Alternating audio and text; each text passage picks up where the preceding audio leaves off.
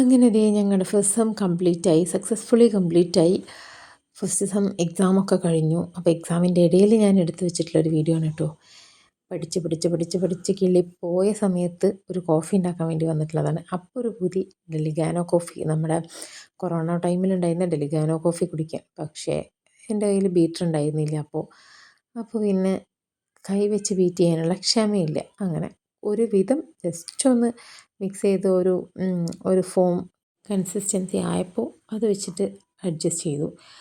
അങ്ങനെ ദേ നമ്മുടെ ഇൻ്റലിജൻസ് തിയറിയും ഇതാണ് കേട്ടോ. ഞാൻ പഠിച്ചുകൊണ്ടിരിക്കുന്ന സബ്ജക്റ്റിൻ്റെ പേര് ഡെവലപ്മെൻറ്റ് ഓഫ് ദി ലേണർ, അതായത് സൈക്കോളജി. ഇതിൽ ആസ്പെക്ട്സ് ഓഫ് ഡെവലപ്മെൻറ്റും പിന്നെ ഇൻ്റലിജൻസ് തിയറീസും ഒക്കെ ആയിരുന്നു ഞാൻ ആ ടൈമിൽ പഠിച്ചുകൊണ്ടിരുന്നത്. അതേതായാലും ആ ഒരു കോഫി കുടിച്ചുകൊണ്ട് അതങ്ങനെ നടക്കുന്നുണ്ട്.